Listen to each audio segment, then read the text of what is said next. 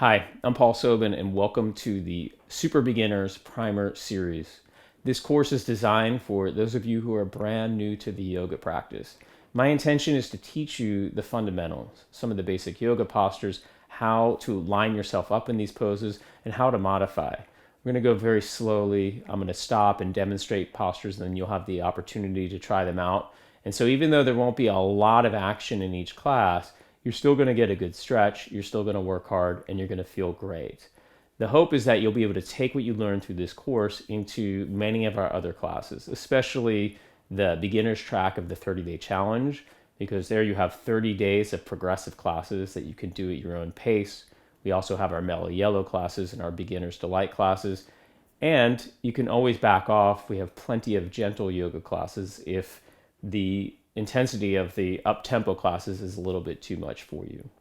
The most important thing is to bring an open mind to this practice and to remember that yoga, it can be really hard. It's very challenging. A lot of people come to the mat thinking it's going to be easy, and they start moving and stretching in different ways, and things are tight, things are weak, and then they give up because they feel like, oh, I'm just not meant to do this. It's too hard.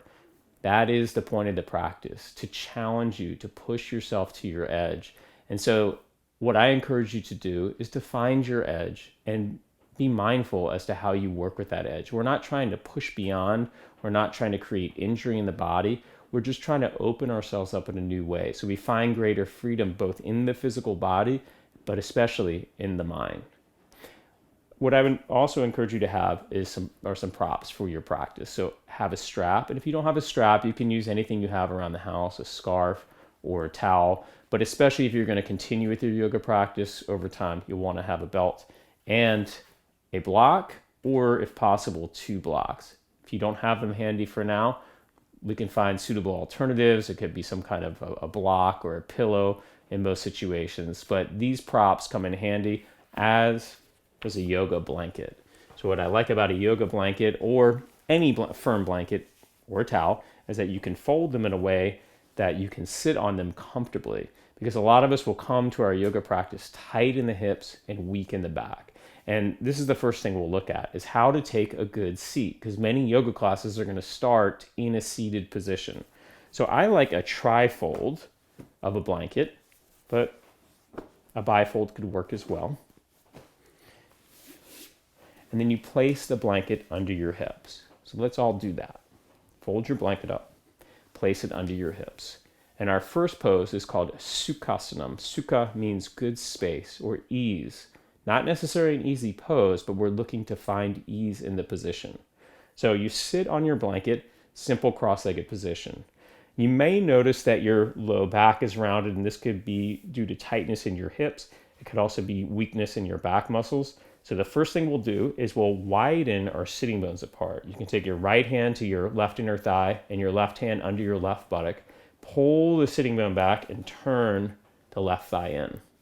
And we'll do the same thing to the other side. Right hand under the right buttock, left hand to the right inner thigh. And we pull back and apart. And then as you sit here, you may still notice that if your hips are tighter, your knees are elevated, or that you're rounding back. If that's the case, you could sit up higher, you could hold on to your knees and try to pull yourself upright more, or you could practice sitting at a wall. You just sit cross-legged with your back to a wall.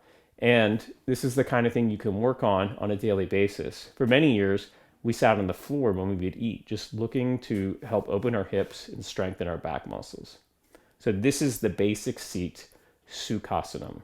And if you're not comfortable here in this position right now, again, come to a wall space. We're just going to take 3 breaths here to let go of all of the activities of our day and to enter into our practice.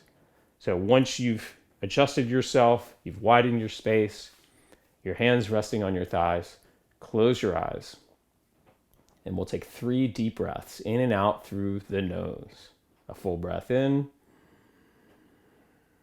full breath out. 2 more, just like that. Letting go of the day, softening the muscles of your face, and welcoming yourself to this journey.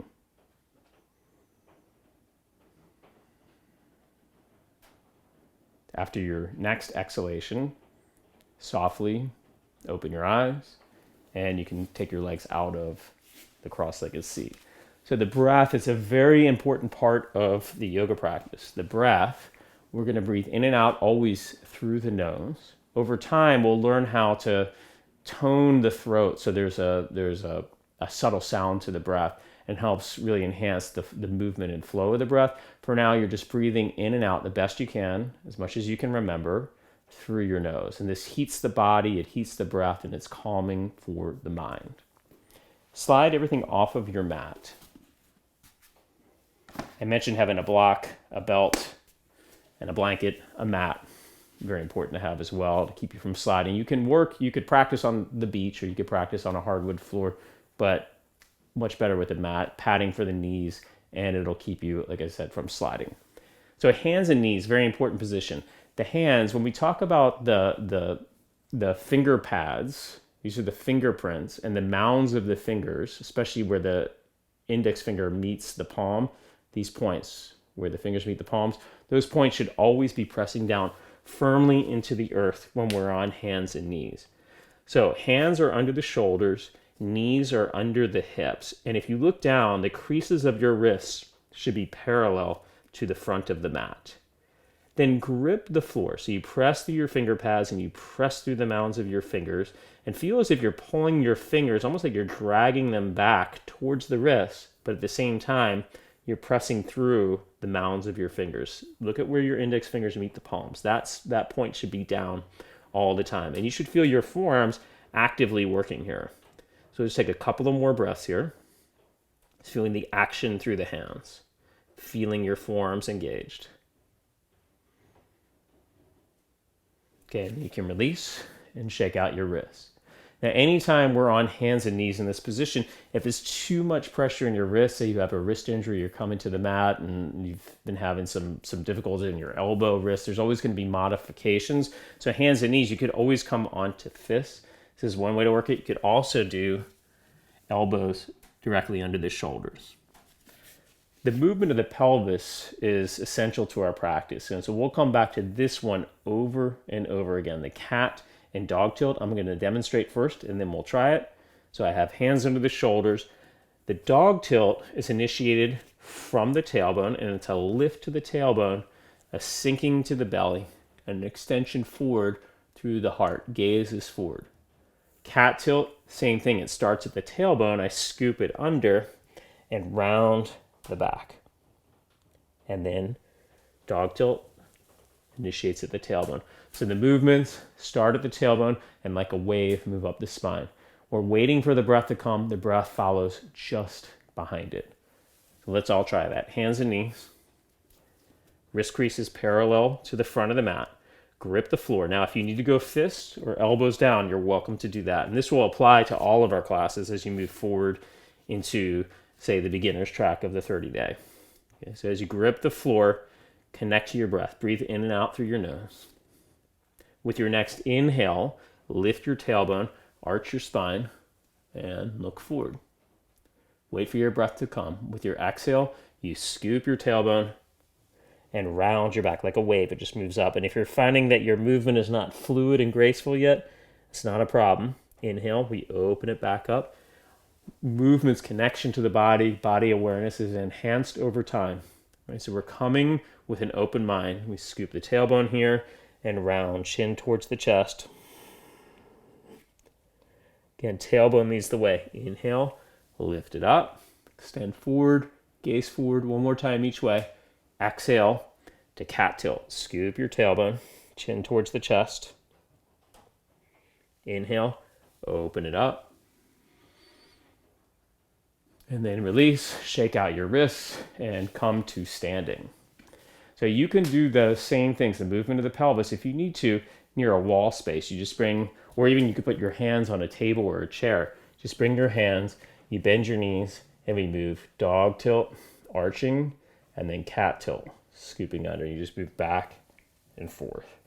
So cat and dog tilts, you're going to hear us talk about them throughout all of our practices, the movements of the pelvis, dog tilt, cat tilt. And we'll come back to it over and over again. Now the base standing posture is what's called mountain pose. So we'll look at this today, the outer form, and over time there are subtle refinements to mountain pose and to all of our postures.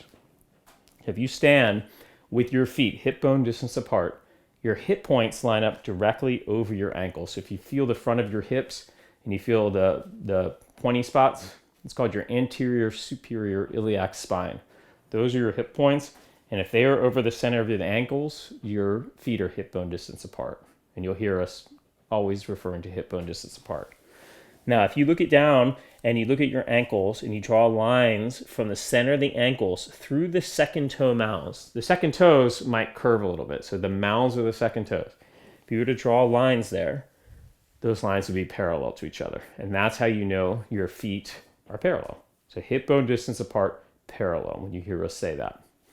There are also four corners to the feet: the big toe mounds, the inner heels, the pinky toe mounds, and the outer heels. And those 4 points should ground evenly on the floor in your mountain pose. And you want to feel as if you're pressing those points down, and at the same time, from underneath those points, you're pulling up. And that will help to lift the arches of your feet. So let's try that. Hip points over the ankles, 4 corners of the feet, big toe mounds and inner heels. So if you look down, you're grounding more through the inner feet first, and then you spread your toes, and we go pinky toes and outer heel. Now, as you stand, just lift through your side body. So from your waistline through your armpits, this is the side body. I'm going to lengthen through the side body and lightly draw your shoulders back. And now feel as if there were a string attached to the crown of your head, and that string is just gently pulling you upwards. So your spine is lengthening. Think about your tailbone reaching down into the earth and the crown of your head reaching up towards the sky. So this is the basic form of mountain pose. And relax.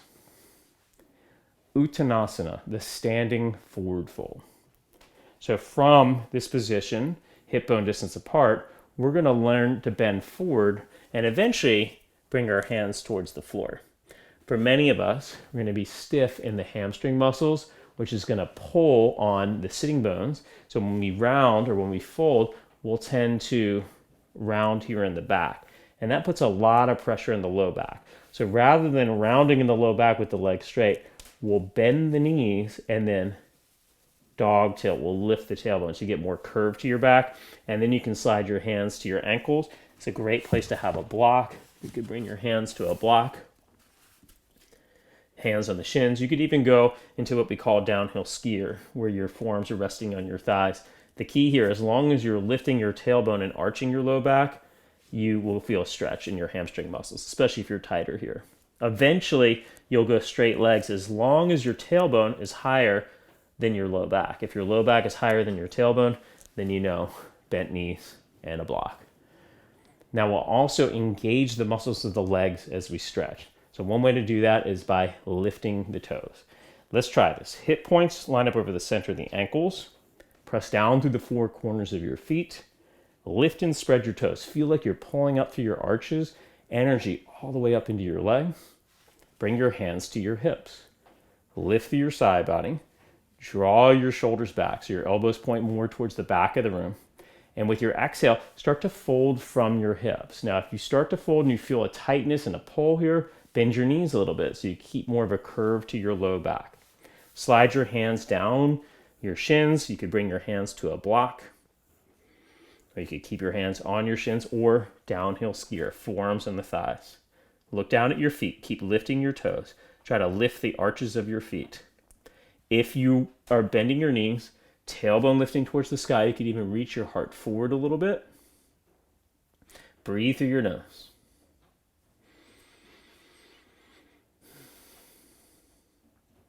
To come out of our forward fold, bring your hands to your hips. Point your elbows towards the sky.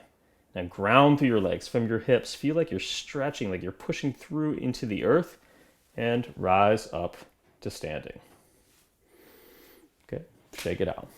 So it's a good opening stretch. And we're looking at some of the fundamental postures today of the sun salutation sequence. Sun salutes are when we're moving on the mat through various postures, heating up the body, warming up all the major muscle groups.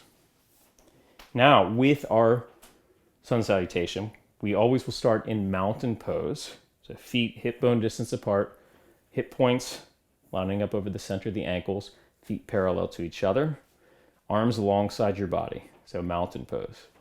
With the inhalation, we'll stretch the arms up. If you have the space, you could go out to the sides. Otherwise, stretch your arms out in front and reach your arms overhead. Extend fingertips towards the sky, tailbone anchoring down into the earth. We'll go to the forward fold next. Remember, folding from the hip crease, bending the knees if necessary. And if you feel like with the arms overhead, when you fold, it's too much energy pulling forward, just go hands back to your hips.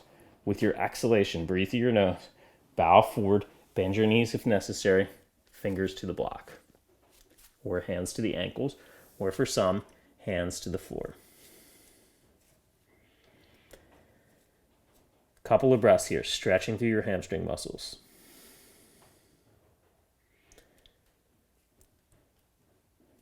For now, we're going to rise back up, and we're going to do it with hands on the hips. Eventually, you'll come out of the pose the way you came in, with arms out to the sides or up alongside the ears. So lift your toes, engage your legs, bring your hands to your hips, elbows point towards the sky. Inhale and rise up. Standard lunge pose. I'll demonstrate this and then we'll try it.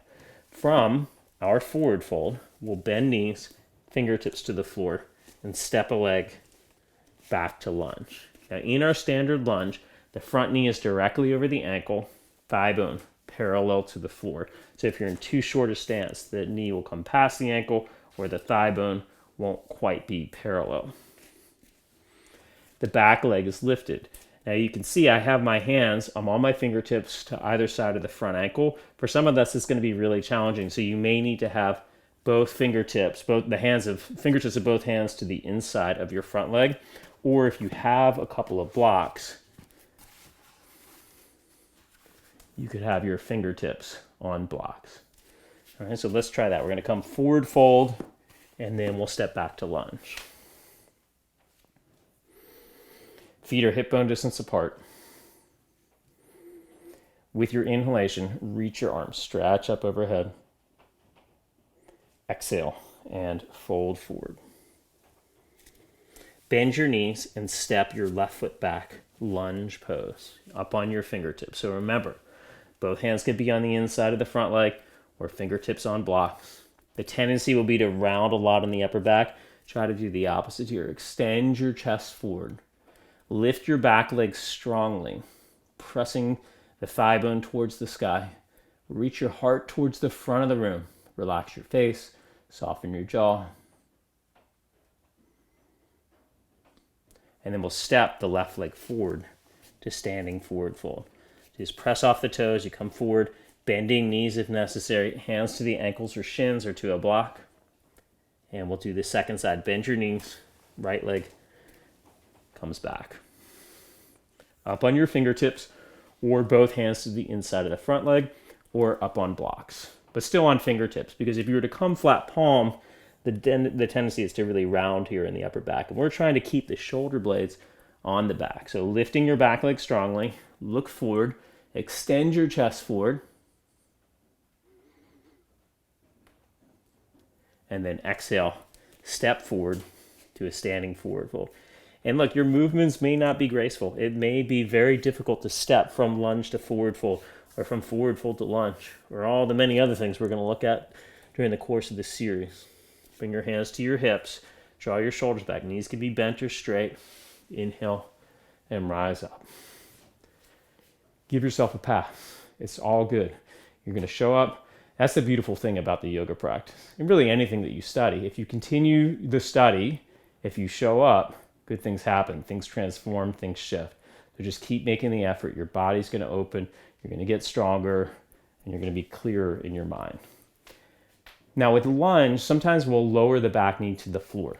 So when we do that, to be clear, if your knee is really close to the front leg, you'll be directly on the kneecap. For many of us, it's not as comfortable. We'll often have the leg further back, above the kneecap. Now, if you do that, and there's a lot of pressure on the knee, so here I could have both hands to the inside of the front leg, you'll want to use something to support your knee. So you could use a blanket, Right? Over time, you may not need it, but especially in the beginning, if you feel like your knee is down and it's too much pressure, you'll do that. You could also fold your mat up. Many people will do this. You're just folding underneath. Or you can just play around and adjust, modify, like where do I need to be to release the pressure on the knee. Okay, so let's try that. Let's all come into a standing forward fold position, and we're going to step to lunge from there. So knees bent, fingertips to the floor, and then step your left foot back to lunge. Lower your back knee down. You can bring both hands to the inside of the front leg if you need it, and just notice how much pressure there is on the knee. Does it feel like too much? If so, you can place a blanket underneath. Another way to feel, because this is one way with the hands on the floor, if you bring your hands to your front thigh, or you could have your hands on a block to the inside of your front leg, notice too much pressure. If so, then you'll know that you want to have a blanket or something nearby, or you fold your mat up, because a lot of our poses, a lot of our lunges are going to have the back knee on the floor. All right, let's switch sides. We'll step forward and then come to the other side. Back knee down. Make sure you're above your kneecap. Both hands to the inside of the front leg if you need it. If you want to try playing with bringing your hands to your front thigh, you can do that. Now we do create a tone, a strengthening as we work in our postures. So one way to do that here in lunge, whether your hands are down or up, is to press your front foot into the earth, press your back knee into the earth, and pull them towards each other. So there's a lot of tone in the legs. And then with your next exhale, release and just step it back, bringing both knees to the ground. And I'll demonstrate our next pose, which is the quintessential yoga posture called downward facing dog. And you can sit in whatever position is most comfortable for you to watch the demonstration. Sometimes we'll sit on the heels, toes tucked or pointed. Maybe you're sitting on the floor. Maybe you're needing to stand. Downward facing dog is such a great pose because it helps open up the upper body, the chest and shoulders, and it helps to work the hamstrings and the hips and the calf muscles as well. So a lot of stretch, a lot of strengthening happening. We come to it over and over again. And know that when we're doing it, sometimes we'll hold it for a really long time. You do the best you can. Sometimes you may need to lower your knees to the floor and then come back up. Sometimes you just need to pause until you develop the strength. What's interesting, I remember in the early days of my yoga practice, the teacher would often say down dog eventually becomes the resting posture because there's so much movement and we get to rest in down dog. And I was so tight and I was just sweating in down dog, and it wasn't even imaginable to me that it would be the resting posture one day. And then one day, it became the resting posture. Let me show the formation. So hands and knees, I walk the hands forward to the shoulders several inches, about 6 inches or so. And the wrist crease is parallel to the front of the mat. Same setup as before when we were on hands and knees. Now, without arching my low back, I melt the heart. This is called melting the heart, where I just soften my chest towards the floor. And this brings the shoulder blades on the back. From here, toes are tucked. Now, as I lift my knees, I'll keep the knees bent and stretch hips up and back. We'll keep the knees bent for now. And the tendency here will be to drop in the shoulders. So you'll keep your shoulders lifted and at the same time move your chest towards your feet. Eventually we work towards straighter legs, but if your hamstrings are tight, it's going to pull you into a forward fold in your low back, a rounded low back. So if that's the case, right, you'll continue to keep your knees bent, lifting your tailbone more curved to the back. Right, so this is the outer form of down dog. There's lots of subtle refinements that'll come in time. So please come hands and knees. Walk your hands forward of your shoulders a few inches. And over time, we'll show some different ways of knowing how far forward of your feet your hands should be. Wrist creases parallel to the front of the mat. Spread your fingers, plug in finger pads, mounds of your fingers, pressing into the earth. Then soften your chest down. Now, with your inhale, lift your knees and start to press up and back. So you got to move your hips towards the back of your mat. Keep your knees bent as much as necessary to move your hips back. The shoulders lift slightly. The heart is pushing towards your feet. You're pressing your heart towards your feet. You could work towards straighter legs, but if you find your low back starting to round, then you know to keep your knees bent right before it starts to round. And if you're shaking a little bit, if you're feeling it through your hands and wrists, that's correct. That's definitely what happens in downward facing dog. You can come down at any point in time. And let's all exhale, knees to the floor. So if you ever have a wrist injury, if you're showing up and it's too hard to be in this position on the hands, you could also do it on the elbows or forearms, elbows on the floor, pressing back. You could also wedge up the palms, the heels of the hands. So you would have either a blanket or some kind of wedge underneath where your fingers are down and the heels of your hands are up. And that takes the angle out of the wrist. So it's a lot easier on the wrists. Next up, plank pose. So from downward facing dog, we're going to shift forward to the shoulders over the wrist. Let me show that. So I lift up to downward dog, knees are bent. To go to plank pose, I shift forward, shoulders over the wrist, legs come straight, and I'm not dropping the hips, so I'm actually lifting the thighs and lifting the belly. So rather than dropping the hips, but I'm also not over lifting the hips either. You might need someone to watch to make sure that you are in a beautiful plank, just like a board. So it's a lot of core work, a lot of shoulder work. Okay, let's look at that. So hands forward to the shoulders, knees a little bit further back, melt your chest, and then lift your knees and stretch up and back to downward facing dog. Bend your knees, lift your shoulders, move your chest towards your feet. Now we'll go straight legs as we come forward, shoulders over the wrists, lifting your thighs, lifting your belly, bring your knees to the floor. And now come onto your belly and come all the way down. And place your elbows under your shoulders. This is called Sphinx pose. This is a nice preparatory back bend as we start to move towards our Cobra pose. So elbows under the shoulders, hands point straight ahead. Toes point straight back. Extend through your legs. Without moving your hands or your forearms, start to pull them back on your mat. Feel like you're dragging your chest through your arms. This is an isometric action, and this is a wonderful way to start working into the mid and upper back. Lift your heart, look forward. Keep pulling your forearms back on your mat, pulling your hands back on your mat.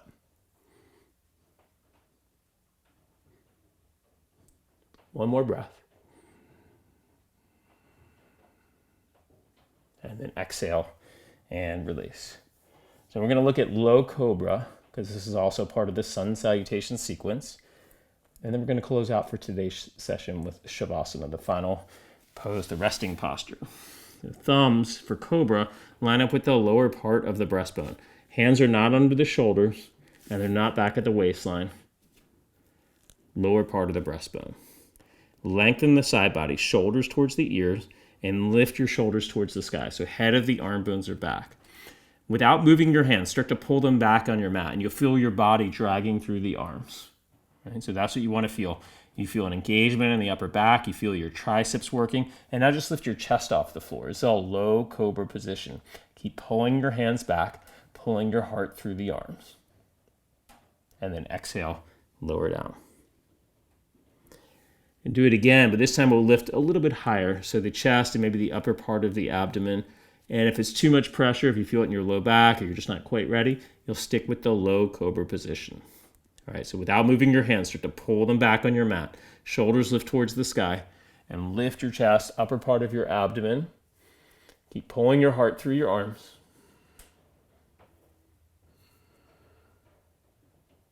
And then exhale, lower back down. Push up onto hands and knees. Point your toes, bring your big toes together, heels apart, and start to sit back, hips onto your heels.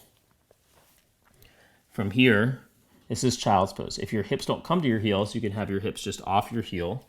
You'll cross your hands and rest the forehead on the back of your hand.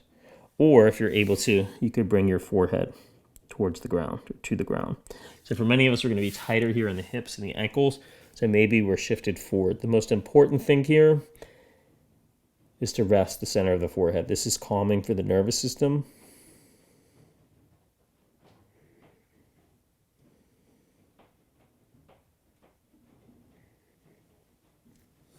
Okay, and then rise up. So child's pose.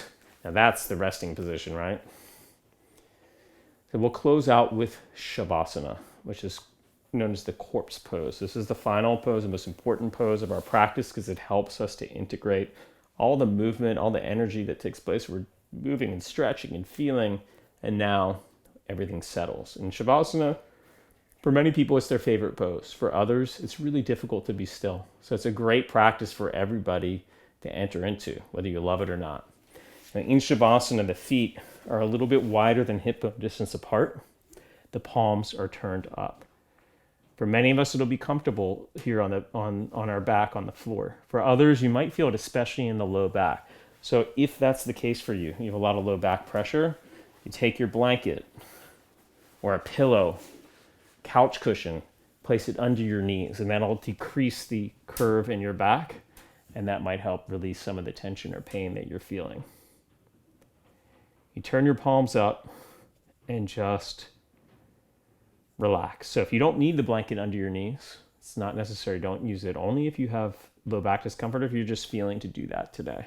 You could also place another blanket or something comfortable under your head as a pillow. And then close your eyes. Take some deep breaths, still breathing in and out through your nose. Noticing the quality of your breath here at the end of practice. It's relaxing your whole body. And that's the key here in Shavasana, is everything is relaxed. Physically relaxed. The breath is open and free. The mind may be active. Right? It's not about trying to control the mind. Thoughts are going to come and go. So being still isn't about silencing your mind. Being still is inwardly a stance, a posture of peacefulness, calmness, regardless of what's happening, regardless of the thoughts that come and go. We are relaxed.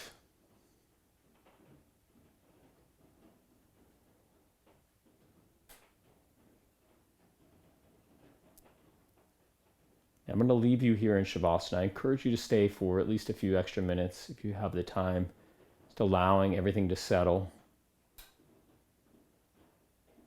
I'm so grateful that you are here, you've joined this series, and there's a lot more to go. We're going to learn a lot. It's going to be a lot of fun. We close our practice, or I'll close the practice saying namaste. It's just a way of honoring gratitude, a bow of sincere thanks for being here, for showing up. I wish you a wonderful rest of your day. Thank you so much. Namaste. All right, way to go.